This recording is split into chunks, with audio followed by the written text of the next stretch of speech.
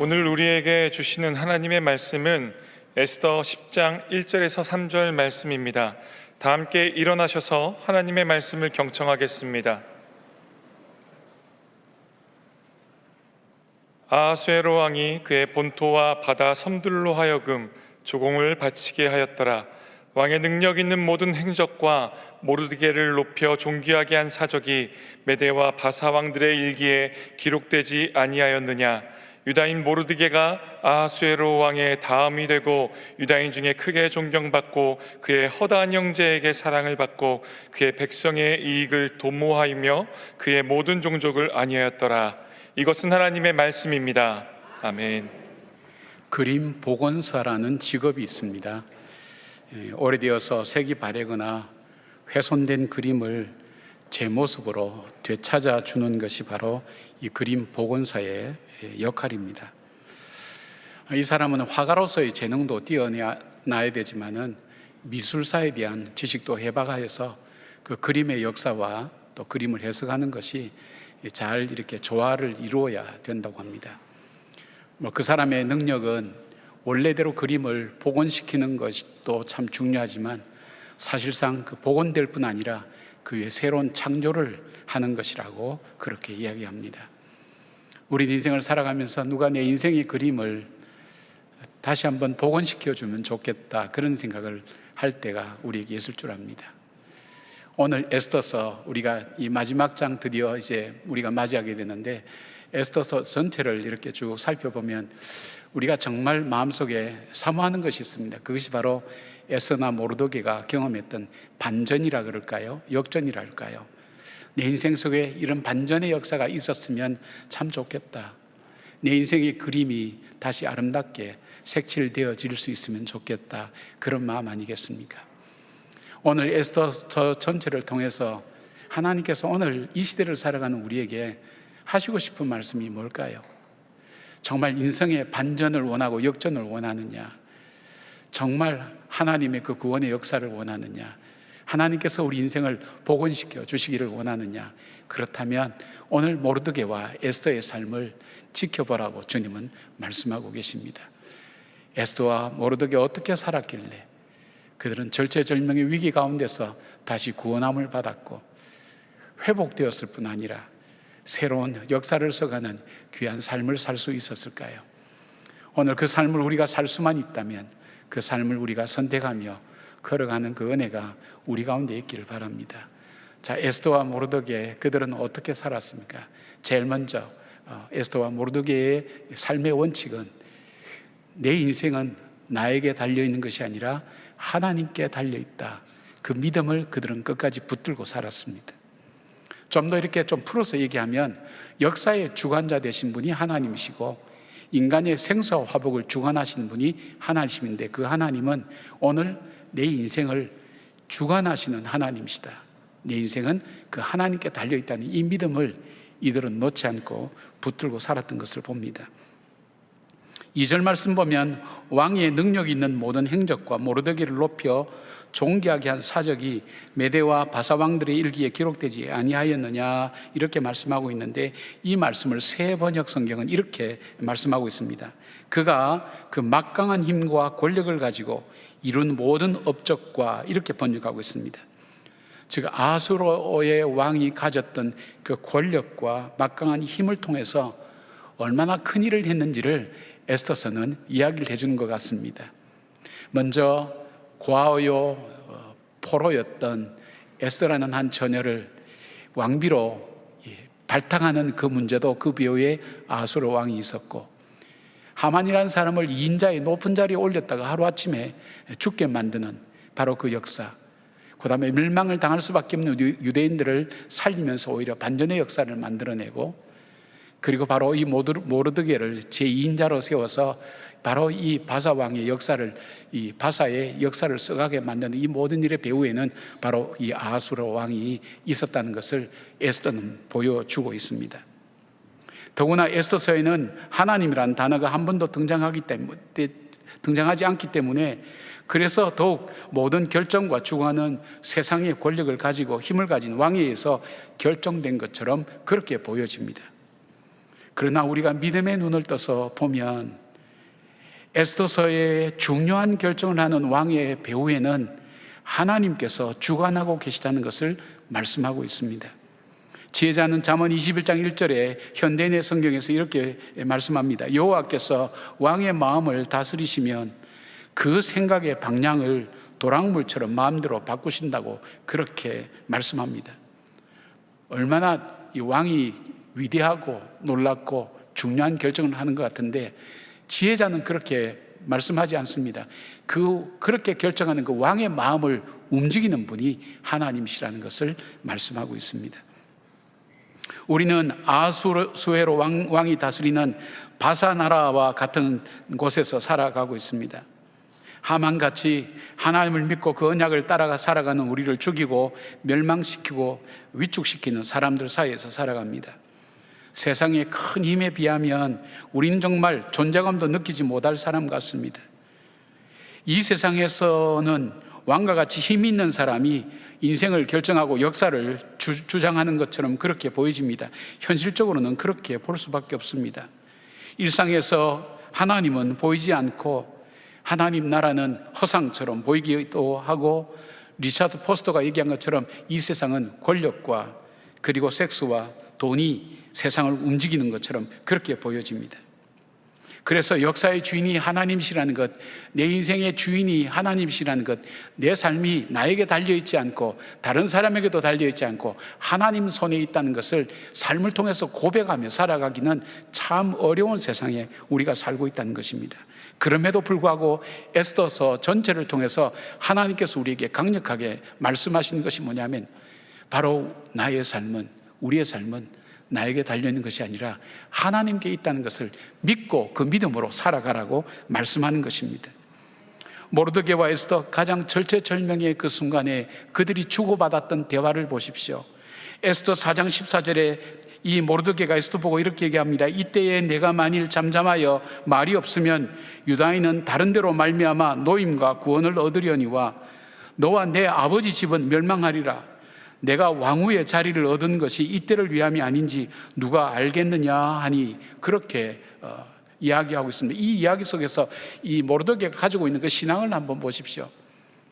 하나님은 반드시 우리를 주장하신다. 지금 환경은 하만의 조서에 의해서 우리가 12월 13일 날 모두 죽을 수밖에 없고, 이것은 왕도 스스로 바꿀 수 없는 죽음만이 우리의 미래에 우리를 기다리고 있는 것이라는 이 절체절명의 위기 가운데 아무도 구할 수 없는데, 이 에스더에게 하는 말이 바로 우리는 하나님이 너가 아니더라도 우리를 구원하시겠다는 이 믿음, 하나님은 하나님의 백성을 구원하시고 역사는 하나님이 주장하신다는 이 굳건한 믿음을 거기서 얘기합니다. 그러면서 하는 얘기가, 만일 너가 나서지 않으면 하나님께서 너와 내 집은 멸망하리라고 그렇게 이야기를 합니다.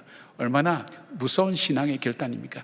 아무리 힘들어도 아무리 어려워도 모르드게와 에스더는 죽으면 죽으리다 하고 이 믿음 가지고 살아내었던 것을 보게 됩니다. 사랑하는 여러분, 에스더서에 나오는 기가 막힌 역전의 이야기들은 우연히 되어진 일입니까? 어느 날 아수에로 왕이 그렇게 결정한 것일까요? 아닙니다. 바로 하나님의 손이 바로 이 모든 것을 주장하고 인도에 가신다는 것을 말씀하고 있습니다. 절대자 하나님의 통치하에 이 모든 것이 일어난다는 것을 깨닫고 그 믿음으로 살으라는 것을 말씀합니다. 에스더의 승리는 무엇을 말씀합니까? 자기 백성이 비록 흩어져 있지만 그곳에도 하나님은 함께 하셔서 아브라함과 이삭과 야곱에게 언약하신 대로 하나님의 백성을 보호하시고 인도하시고 공급하신다는 것을 보여주고 있습니다. 하나님의 구원 계획이 어떻게 이루어지는가 하는 것을 에스더서는 잘 보여주고 있습니다. 여러분, 우리가 이 믿음을 붙잡아야 될 순간이 언제입니까? 우리가 잘 될 때에도 이 믿음을 붙잡아야 됩니다. 우리가 잘 될 때 내가 잘해서, 내가 노력해서, 내가 이 운이 좋아서 이렇게 생각하게 되면 나도 모르는 사이에 교만의 자리에 들어가게 됩니다. 교만은 나만 모르지 다른 사람 다 아는 겁니다. 옛날에 우리 교인 중에 한 분이 헌금에 봉투에 이런 글을 적었어요. 하나님, 우리 목사님 겸손한 척하면서 교만하지 않도록 도와주십시오. 제가 기가 막힌 기도 제목이다 생각했어요. 맞습니다. 교만은 내가 교만한 줄 모릅니다. 내가 잘 될 때, 모든 것이 평안할 때, 내가 노력해서 이렇게 되는구나 생각하는 것이 자연스러운 사람의 마음입니다. 근데 그 마음이 패망의 선봉으로 간다는 것입니다. 우리가 어려우면 절망합니다. 낙담합니다. 그래서 입술로도 죄를 짓고 낙심하면서 주저앉아서 일어나지 못합니다. 근데 이때 이 말씀을 붙들어야 됩니다. 나의 인생이 내 손에 달려있지 않아. 이 문제에 달려있지 않아. 하나님께 있어. 그 하나님은 자기 백성을 사랑하셔 나를 사랑하셔서 자기 아들을 십자가에 못 박혀 죽기까지 나를 사랑하셔서 나를 구원해 주셨어. 그 하나님이 살아계시고 지금도 내 삶을 주관하고 계셔. 이 믿음을 굳게 붙들 때에 바로 모르드게처럼, 에스더처럼 죽으면 죽으리다 하면서 그들이 갔던 길이 무엇입니까? 어떤 길입니까? 믿음의 길을 걸어가게 된 것입니다. 하나님께 이 모든 일이 있다는 것을 발견하게 됩니다. 에스더서는 우리의 영적인 눈을 뜨게 만들어줍니다. 보이지 않는 하나님이, 우리 보이는 이 세상, 이 현상 너머에 하나님이 어떻게 역사하시는 것을 볼 수 있도록 우리의 영의 눈을 뜨게 만들어주는 것입니다. 삶을 한탄하는 사람, 어떤 분들이 그러게요. 목사님, 참 인생에 희망이 없는 사람을 어떻게 표현할까요? 그럴 때 보통 사면초가 이런 표현 많이 쓰지 않습니까? 고상한 말로. 근데 한 분이 그런 얘기예요. 목사님, 그것보다 더 피부에 와닿는 얘기가 있습니다. 그게 뭡니까? 물어봤더니 앞을 보니까 앞을상이요, 뒤를 보니까 뒤질상이라, 밑을 보니까 밑을상이요, 우를 보니까 울상이라. 야, 참 잘 만들었다 생각해요. 앞을 보니까 골치 아파서 막 골치 아프고 막 그런 일이고, 뒤를 보니까 뒤질상이고, 밑을 보니까 밑질상이고, 우를 보니까 울상이다. 이것보다 더 절박한 상황이 어디 있습니까? 근데 그 상황 속에서 우리가 붙들어야 될 게 뭘까요? 내 삶은 나에게 달려있지 않아. 하나님께서, 그 하나님은 나를 사랑하시고 반드시 구원해내신다는 그 믿음을 붙들 때에 낙심하지 않게 됩니다. 사랑하는 여러분, 초대교회 교인들이 바로 이 믿음 때문에 그들은 믿음으로 살아낼 수가 있었습니다. 나는 그리스도인이다. 하나님의 사람이다. 나는 기도하는 사람이다. 나에겐 참 소망이 있다. 우린 그리스도 안에서 사는 형제 자매다. 그들은 어떤 공포와 두려움이 그에게 다가와도 낙담하지 않고 이 믿음 붙들고 걸어갔던 그 길이 가장 참담하고 힘들었던 그 암흑의 시대에 이 하나님의 복음의 역사를 만들어가는, 세계 역사를 바꾸는 놀라운 일들을 이루어내게 된 것입니다. 바로 우리의 인생이 복원될 뿐 아니라 더 아름다운 삶으로 만들어지는 우리 삶에 붙들어야 될 분명한 말씀이 있다면 내 삶은 나에게 달려있지 않다. 우리 좌우에 있는 분들에게 좀 그렇게 말씀해 보시죠. 내 삶은 나에게 달려있지 않습니다. 내 삶은 나에게 달려있지 않습니다. 맞습니다. 하나님께 있습니다.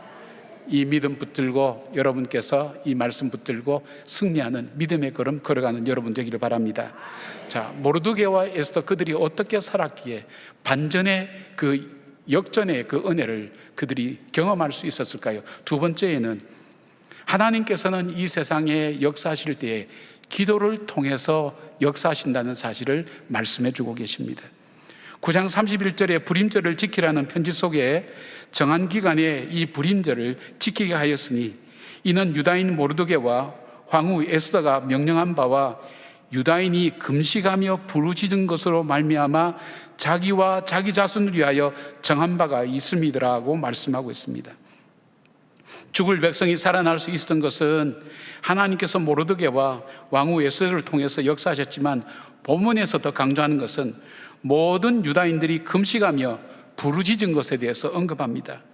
그래서 불임절이라고 할 때 이 불임절을 지키는 의미는 뭐 다른 의미가 있을지도 모르겠습니다만은 가장 핵심적인 것은 우리가 절체절명의 위기 속에 처한다 할지라도 낙심하지 않고 우리가 합심하여 함께 기도할 때에 하나님께서 그 기도를 들으시고 응답하셔서 우리를 구원해 주셨다는 사실을 잊지 말라는 절기로 그렇게 말씀하고 있는 것입니다.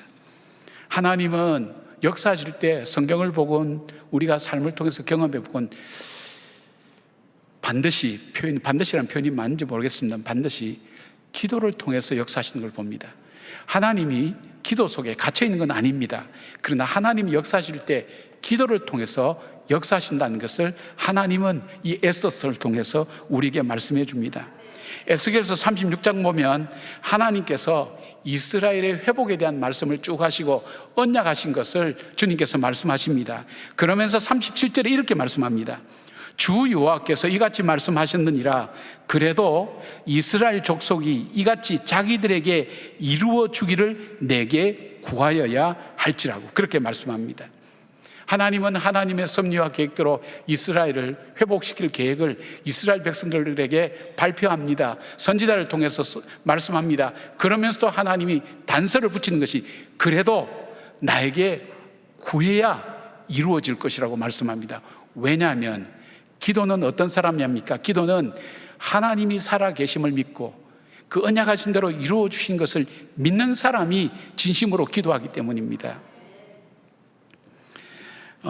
우리가 매주 공동 기도하죠. 교회에서 온 성도들이 공동 기도하는 의미가 있습니다. 그런데 이 기도 제목 정하는 것이 사실 쉽지 않습니다. 여러분 보시면 알겠지만 맨 첫 번째 기도는 선교사님들 이름 부르면서 우리가 기도하도록 하고, 두 번째는 교회 내에 중요한 행사가 있으면 또 중요한 훈련이 있으면 그걸 위해서 하고, 오늘은 조금 다릅니다만 세 번째는 주로 이제 해외나 또 국내나 국가적으로 중요한 일이 있을 때 그것을 붙들고 기도하는 그 기도 제목을 정하게 됩니다. 그런데 저는 이런 생각을 합니다. 우리 교육자나 또 교회에서 봉사하는 여러분들이 자기가 맡은 사역들이 있을 겁니다. 정말 이 사역에 하나님께서 이 사역을 통해서 역사해 주시고 놀라운 복음의 역사가 일어났으면 좋겠다, 회복의 역사가 일어났으면 좋겠다, 내가 맡은 이 사역을 통해서 주님께서 정말 함께 하셨으면 좋겠다는 것을 진심으로 믿는다면 우리 교육자들 포함했습니다. 이 기도 제목을 정하는 사람을 괴롭혀야 됩니다.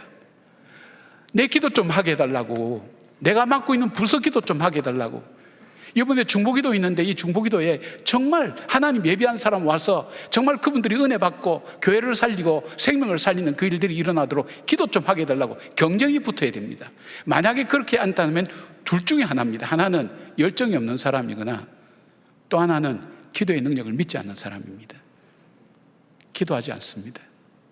입술로는 말로 하는 것 같지만 마음으로 주님이 받으시는 기도를 하지 않습니다. 여러분이 중보기도 하고 같이 우리가 기도문을 읽어나갈 때도 마음에 응답하신다는, 우리가 함께 합심하여 하는 기도할 때 하나님이 응답하신다는 그 확신 가지고 기도하는 분들과 그렇지 않은 분들은 차이가 있습니다. 사람은 모릅니다.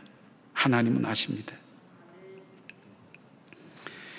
사도 바울은 에베소서 6장 18절에 이렇게 말씀합니다. 우리의 삶이 영적 전쟁이라는 것을 인지시키면서 감옥에서 기도에 대해서 이렇게 강조합니다. 모든 기도와 간구를 하되 항상 성령 안에서 기도하고 이를 위하여 끼어 구하기를 항상 힘쓰며 여러 성도를 위하여 구하라. 그렇게 강조한 다음에 사도 바울은 19절에 이렇게 합니다.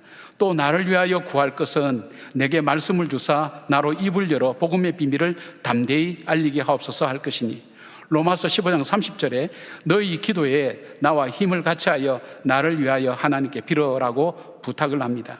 바울은 기도의 비밀을 알았던 사람입니다.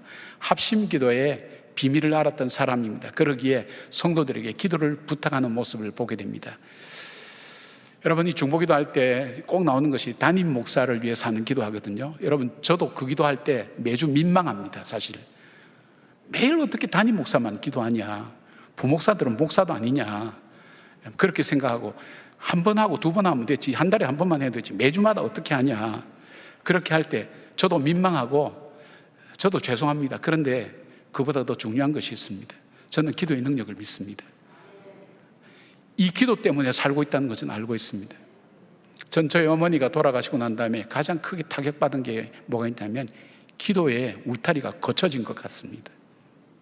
근데 다시 회복되는 모습들을 가만히 볼 때 여기저기에서 숨어서 기도하는 분들을 많이 봅니다.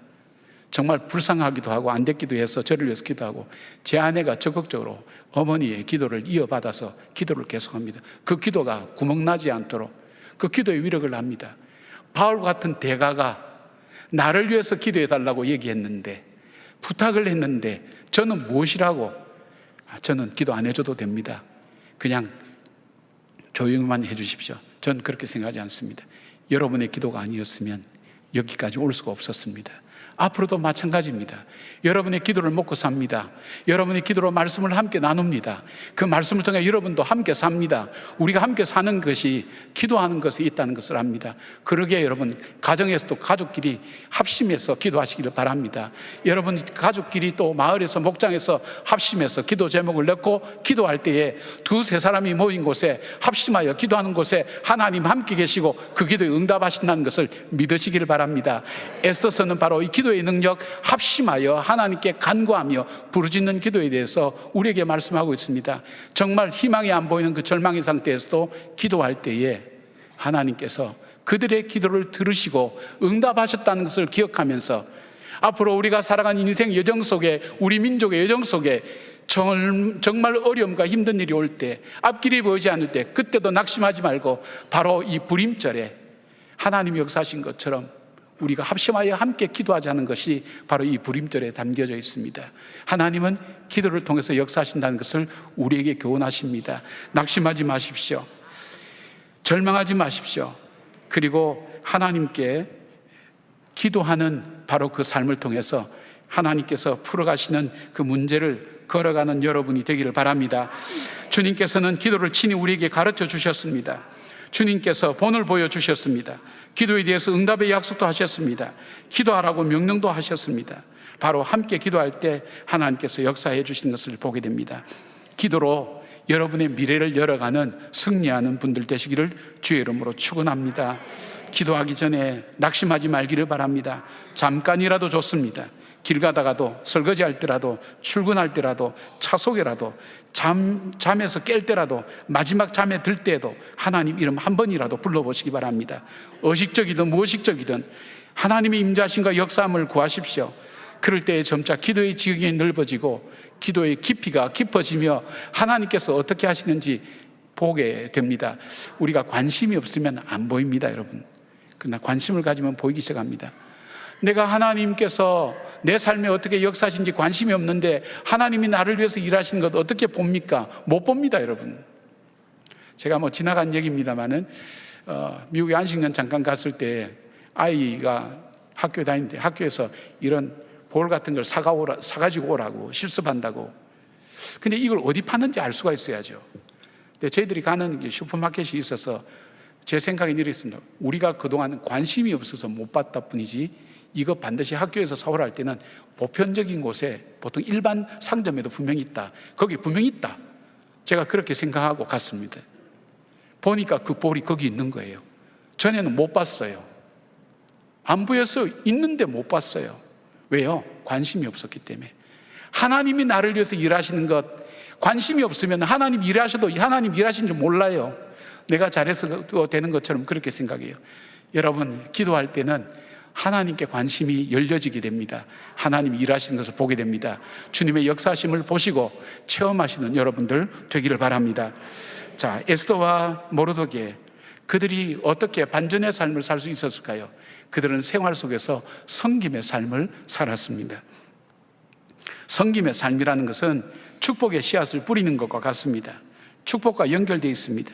3절 말씀 보면 유다인 모르드게가 아하수에로 왕의 다음이 되고 유다인 중에서 크게 존경받고 그의 허다한 형제에게 사랑을 받고 그의 백성의 이익을 도모하며 그의 모든 종족을 안위하였더라고 그렇게 말씀합니다. 모르드게에 대해서 4가지 사실을 말합니다. 첫째, 그는 유대인들 중에 존대를 받았다. 둘째, 그는 많은 동족의 사랑을 받았다. 셋째, 그는 동족의 유익을 구했다. 넷째, 국가 전체의 안위를 도모했다. 그렇게 되어 있습니다. 위대한 사람이죠. 근데 이 일의 시작이 어디서부터 되었습니까? 바로 모르드게는 대궐문 앞에서 문지기로 있으면서 모든 사람들을 섬기는 일에서부터 시작했습니다. 그리고 왕을 죽이려는 음모를 발견하여서 아하수에로 왕의 생명을 구했습니다. 이러한 섬김이 나중에 결정적으로 유다인을 구원하는 데 쓰여지게 된 사건이 됩니다. 에스더는 유다 백성을 섬기기 위해서 왕후 자리에서 내려와서 기도의 자리로 나갔습니다. 기도는 헌신의 자리입니다. 기도는 노동의 자리입니다. 기도는 섬김의 자리입니다. 모르드게는 기도로 유다인을 섬길 뿐 아니라 유다인들에게 기도의 자리에 나가자고 영적으로 섬기고 격려했던 사람입니다. 3절의 축복은 바로 섬김의 리더십에서 나온 것입니다. 섬김은 하나님께서 오늘 우리 삶의 현장에서 성도들에게 살아야 될 삶의 모습을 주님께서 우리에게 말씀하고 있습니다. 왜냐하면 예수님께서도 섬김의 삶을 사셨기 때문입니다. 주님께서 잡히시던 날 밤 제자들과 함께 최후의 만찬을 하시면서 그 자리에서 일어나셨습니다. 여러분, 영화도 마지막 클라이막스 갈 때 얼마나 중요합니까? 그때는 1초 1초가 중요하죠. 예수님도 십자가에 잡히시기 전날 밤에 하셨던 일이 성찬식을 하셨죠. 제자들과 마지막 만찬을 나누셨어요. 근데 그 만찬한 자리에 내려오셔서 세수대야를 준비하시고 수건을 준비하셔서 제자들의 발을 씻기셨습니다. 왜 그러셨을까요? 그러면서 예수님 말씀합니다. 너희도 이렇게 하라고. 그리고 주님이 이 마가복음 10장 45절에 이렇게 말씀합니다. 인자가 온 것은 섬김을 받으려 함이 아니라 도리어 섬기려 하고 자기 목숨을 많은 사람의 대속물로 주려 함이라고 그렇게 말씀합니다. 복음을 담을 수 있는 가장 좋은 성품이나 삶의 모습은 뭘까요? 바로 섬김이라는 그릇입니다. 이 섬김을 통해서 복음이 증거되고 복음이 나타나고 복음이 당겨진 것을 보게 됩니다. 요셉은 애굽의 종으로 팔려갔지만 최선을 다해서 보디발을 섬겼습니다. 또한 누명을 쓰면서 감옥에 갔지만 그는 최선을 다해서 죄수들을 섬겼습니다. 그는 애굽 나라를 섬기며 하나님 나라를 섬기는 큰 사역과 축복의 사람이 되었습니다. 시편 78편 70절에서 72절 보면 다윗은 비록 양을 치는 보잘것없는 목자였지만 양들을 칠 때에 자기 마음에 완전함으로 기르고 그의 손에 능숙함으로 양들을 길렀다고 말씀합니다. 작고 보잘것없는 일에도 마음을 다했던 다윗은 하나님께서 이스라엘 왕으로 삼으셨습니다. 섬김의 축복은 보이지 않는 작은 것에서 시작되지만 위대한 역사를 만들어가는 통로가 되는 것입니다. 저는 마르다에 대한 오해를 좀 풀었으면 좋겠어요. 여러분이 마르다와 마리아를 비교하면서 마리아는 신앙이 좋은 여자고 마르다는 일만 하는 여자라고 그렇게 이원론적으로 생각하는 부분이 많은데 사실 그렇지 않습니다. 이 마르다의 집에 이 나사로가 부활하는, 다시 살아나는 놀라운 역사는 이 마르다로부터 시작되었습니다. 마르다가 길 가는 예수님의 일행을 집으로 불려들어서 예수님과 그 제자들을 섬기면서부터 그 집에 부활의 역사가 시작된 것을 보게 됩니다. 그리고 신약에서 가장 정확하고 아름다운 신앙 고백을 누가 드렸느냐? 여러분, 우리가 베드로가 드린 걸로 생각하지만 베드로가 아닙니다. 베드로보다 더 정확하게 드린 사람이 있다면 바로 이 마르다입니다. 요한복음 11장 27절에 이렇게 말씀합니다. 이르되 주여 그러하여도 주는 그리스도시요 세상에 오시는 하나님의 아들이신 줄 내가 믿나이다라고 고백하고 하나 더 있습니다. 나사로의 무덤에서도 부활의 고백을 주님께 드립니다. 이 고백 후에 주님은 나사로를 살리셨습니다. 아브라함이 사랑하는 롯의 구원은 소돔과 고모라 땅을 향해 가는 나그네처럼 보인 천사를 섬기면서부터 시작됩니다. 그래서 히브리서 13장 2절에는 이렇게 말씀합니다. 손님 대접하기를 잊지 말라. 이로써 부지 중에 천사를 대접한 이들이 있었느니라고 말씀합니다. 섬김은 기적을 이룹니다. 섬김은 하나님의 능력을 증가하는 통로가 됩니다. 섬김은 축복으로 이어지는 하나님의 은혜의 창고입니다. 우리는 이 세상 속에 하만과 같은 사람과 같이 살게 됩니다. 유단이 처한 위험과 어려움도 우리는 처하게 됩니다. 그럼에도 불구하고 우리는 그리스도인의 정체성을 잃지 않고 걸어갈 수 있다면 초대교회 교인들처럼 반전의 역사를 우리는 반드시 체험하게 될 것입니다. 목회를 하면서 이렇게 봅니다. 보면 특별하게 섬기는 분들이 있어요. 또 저 가정은 복 받을 이유가 없는데 저렇게 복을 받는 이유가 뭘까? 이게 특별히 그 가정을 살펴보면 그 윗대나 그 위에 참 사람을 섬긴 어른들이 있다는 것을 보게 돼요. 섬기는 가정의 자손들이 아마 이건 하나님이 일반적으로 주신 복인 것 같아요. 특별히 믿는 사람에게 특별한 복을 주셨지만 일반적으로도 섬김에 특별한 마음을 갖고 있는 그 자손들이 이 복을 받는 것을 보게 됩니다. 뿐만 아닙니다. 근데 중요한 것은 위에 조상들이, 위에 선조들이 뿌려놓은 그 씨앗의 열매를 먹고 우리가 풍성하게 사는 것 정말 복된 건데 내가 뿌리지 아니하면 내 후손들 대에는 없습니다. 생각하셔야 됩니다. 내가 다시 삶 속에서 섬김의 삶을 뿌려야 됩니다. 섬김의 삶이 뭐 어렵습니까? 대단한 걸로 생각하는데, 여러분 얼굴 근육만 조금만 움직이시면 사람들에게 웃음을 섬길 수 있습니다. 그리고 손을 조금만 뻗으면 악수를 하면서 만나면서 반갑게 맞이해 줄 수가 있습니다. 그리고 같은 말을 하더라도 정말 사랑하는 말을 할 수가 있지 않습니까? 파마를 하고 온 친구에게 그런 얘기합니다. 야, 너는 파마했는데 무슨 철조망처럼 철모를 뒤집어 쓴 것 같다. 여기에 또 상처를 받아요. 상처받으면 안 돼요. 그러면 여러분 어떻게 하셔야 돼요? 내가 철모가 됐든 뭐가 됐든 내가 하는 일이 너가 도와준 거 있냐? 그래도 우리 신랑이 나만 사랑한다. 이렇게 해서 담대하게 좀 튕겨내야 돼요. 근데 말을 해도 어떻게 그렇게 합니까? 철조망 같다든지 뭐 이런 표현들, 그런 얘기하는 사람들 많아요. 덕없이 얘기하는 사람들 많아요. 그런 표현을 하지 마시기 바랍니다. 섬기는 말을 하시기 바랍니다. 격려하는 말, 사랑하는 말, 그리고 따뜻한 것을 내리는 것. 제가 이 교회 우리 목회할 때 참 어려웠던 시간들이 있었습니다. 설교를 하고 정말 사부 예배 설교를 하고 내려갈 때 청년이 이렇게 목사님하고 주는데 바카스를 열어줘요. 바카스를 한 박스를 줘요. 제가 바카스를 별로 좋아하진 않기 때문에 감사함으로 받긴 받았어요. 제 방으로 내려가서 바카스를 딱 뜯어서 보는 순간 바카스 병마다 격려의 말이 가득 섞여 있었어요. 병마다 눈물이 저도 모르게 툭 떨어졌어요. 힘들 때마다 하나님께서 그런 섬김을 통해서 삶을 살리시더라고요. 어쩌면 여러분들의 미소 하나에, 작은 내미는 작은 손 하나에, 따뜻한 말 한마디에 삶의 인생의 의욕을 다시 찾을 사람이 있을 수 있고 생명을 다시 찾을 사람이 있다는 사실입니다. 바로 여러분의 섬김을 기다리고 있고 그런 삶을 살 때 하나님께서 복과 은혜를 주시는 것을 보게 됩니다. 코스타 강사로도 잘 알려진 HUG 황태한 대표라는 분이 있습니다. 이분은 32살 때 병원 응급실에 둘째 아들 이준희의 손을 놓지 못하고 있었습니다. 급성 심장병으로 구급차에 실려온 아이는 다시 눈을 뜨지 못했습니다. 그 충격으로 그는 폐인처럼 지냈다고 합니다. 거의 한 달 만에 집 밖으로 나왔습니다. 그에게는 가난에 대한 두려움이 많았습니다. 어릴 때부터 끼니 걱정을 하면서 자라났기 때문에 그의 삶의 목표는 돈이었습니다. 그러나 그에게 영향을 준 것은, 그 돈의 영향보다 더 큰 영향을 준 것은 바로 어머니였습니다. 어려움 중에도 기도하며 섬기는 어머니의 모습이었습니다.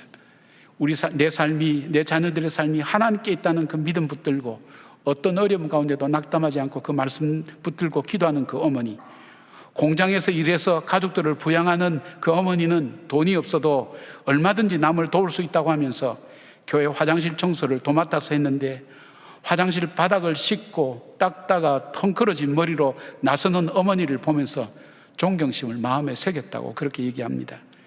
그래서 그가 사업을 시작하면서 서아프리카 부르키나파소의 어린이 20명을 후원했습니다. 도왔습니다. 그런데 둘째 아들을 잃고 난 다음에 그는 모든 것을 포기할 수도 있었지만 오히려 121명의 아동을 후원하기 시작했습니다. 어머니 기도의 영향도 있었고 또한 천국에서 아들을 만났을 때 먼저 하늘 날아간 둘째 아들 이준희가 자기에게 이런 말 하는 것을 듣고 싶었습니다. 아빠, 내가 다 봤어. 아빠는 정말 최고였어. 라고 말입니다. 이분의 회사는 원가가 비싼 다이어리를 만드는 사업체를 경영하는 분입니다. 자기의 아프고 힘들었던 삶을 돌아보면서 많은 사람들이 그래도 인생은 감사할 것이 있다고 생각하고 감사하며 살 수 있으면 좋겠다 생각해서 다이어리를 만들 때 그런 글귀를 좀 넣었습니다. 근데 그것이 지치고 힘들고 어렵게 살아가는 수많은 사람들 마음속에 공감을 이루어내면서 많은 사업체가 성장하고 발전하게 된 것을 보게 됩니다. 섬김은 신비입니다. 나에게서 끝나는 것이 아니라 자녀들에게도 거룩한 영향력을 줍니다. 이 황 대표의 어머니, 정말 인생은 하나님께 있다는 그 믿음 붙들고 낙담하지 않고 기도했던 그 어머니, 그리고 돈을 벌지 못해도 돈이 없어도 섬길 수 있다고 생각하며 교회의 화장실 밑바닥을 닦아내고 헝클어지는 얼굴, 머리카락으로 나오는 그 모습 속에 아들이 바라본 그 어머니는 위대한 어머니였습니다. 섬기는 사람은 위대한 사람입니다. 그림 복원사 이야기로 설교를 시작했습니다. 에스더와 모르드게의 놀라운 삶을 보면서 우리도 이런 인생 역전을 경험했으면 좋겠다는 마음을 우리는 갖게 됩니다. 우리도 살다 보면 우리 인생의 그림에 때가 묻어서 희미해지기도 하고 아름다운 색도 바래기도 하고 경우에 따라서는 낡아서 떨어져 나간 것 같이 너덜너덜해졌다는 느낌을 받을 때도 있습니다. 우리에게 우리 인생의 그림을 아름답게 복원해 주는 분이 있습니다. 우리 인생을 설계하시고 만드신 바로 그 하나님입니다. 하나님 우리 인생을 단순한 복원이 아닌 나만의 새로운 작품을 만들어 가시길 원하십니다. 원숙한 그림 복원사처럼 나의 삶의 진정한 회복과 새로운 역사를 만들어 주기를 원합니다. 그러기 위해서 에스더서를 통해서 주님은 우리에게 말씀합니다. 어떤 환경과 역경 속에서도 내 삶은 나에게 달려있지 않고 환경에 달려있지 않고 내 삶은 하나님께 있다는 그 믿음을 반드시 붙들고 살아라. 그리고 기도로 역사는 하나님을 체험하고 기도로 문제를 풀어가라. 그리고 나가서 삶의 여러 모습 중에 섬김의 삶을 살아라. 그럴 때에 하나님께서 인생 역전 시키시고 모르드게와 에스더를 통해서 우리에게 말씀하신 하나님의 음성을 듣게 됩니다. 에스더서를 이제 마치게 됩니다. 마지막 마치면서 여러분에게 이런 에스더와 모르드게와 같은 인생 역전의 축복들이 넘치기를 주님의 이름으로 축복합니다. 함께 기도하겠습니다. 하나님 고맙습니다. 그렇습니다. 말씀대로 살겠습니다. 말씀 붙들겠습니다. 어떤 어려움 중에도 내 인생은 나에게 달려있지 않고 돈에 달려있지 않고 권력에 달려있지 않고 환경에 달려있지 않고 내 노력에 달려있지 않고 하나님 손에 있음을 겸손하게 고백합니다. 주님, 기도로 문제를 풀어가겠습니다. 내 의지로, 내 용기로, 물질로, 그리고 권력으로 풀어가는 것이 아니라 기도로 풀어가겠습니다. 주님 역사하여 주시옵소서. 섬기며 살겠습니다. 작은 것부터 큰 것까지 우리의 자녀손들에게 그 복이 계속 이어질 수 있도록 하나님 붙들어 주셨고, 나가서 하나님 나라에서 갚으실 그 주님의 놀라운 상급을 바라보며 달려가는 믿음의 성도들 되게 하여 주셔서 에스더와 모르드게가 받았던 그 역전의 축복이 우리 성도들의 축복이 되게 하여 주시옵소서. 예수님의 이름으로 기도드리옵나이다. 아멘.